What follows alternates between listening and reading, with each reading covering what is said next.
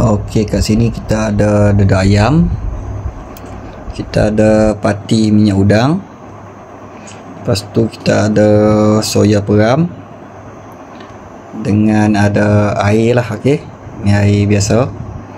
So hari ni kita nak buat dedak,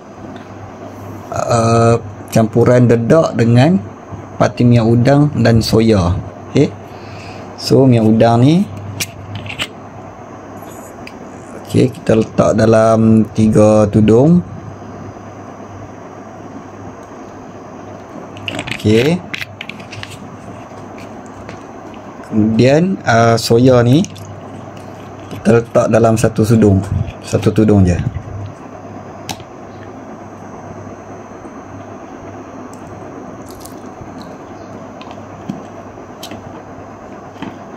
Okey, kemudian kita gaul dia.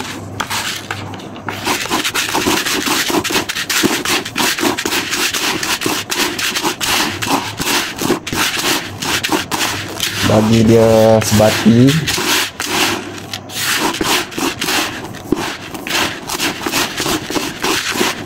Bau dia memang kuat sikit lah ni sebab guna pati soya Okey, bila dah sebati macam ni, kita ambil air tadi, kita masukkan sikit-sikit.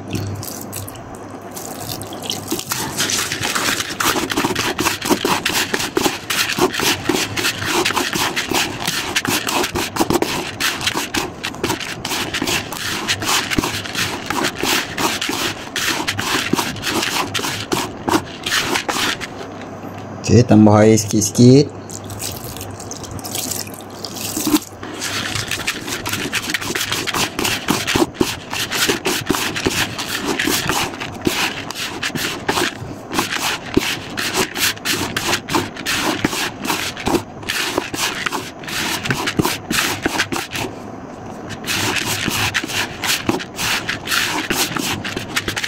Okey, kemudian bila dah siap gaul tu, bagi semua rata, kita test lah tengok.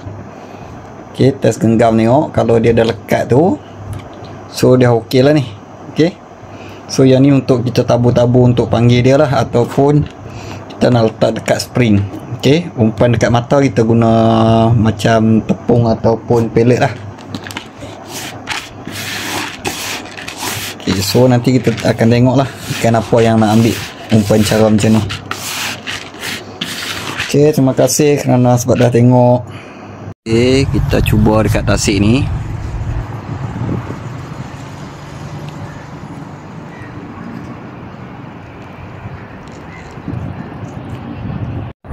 Okey, ni hasil dia. Okey, boleh tahan lah. Okey, ada saiz juga.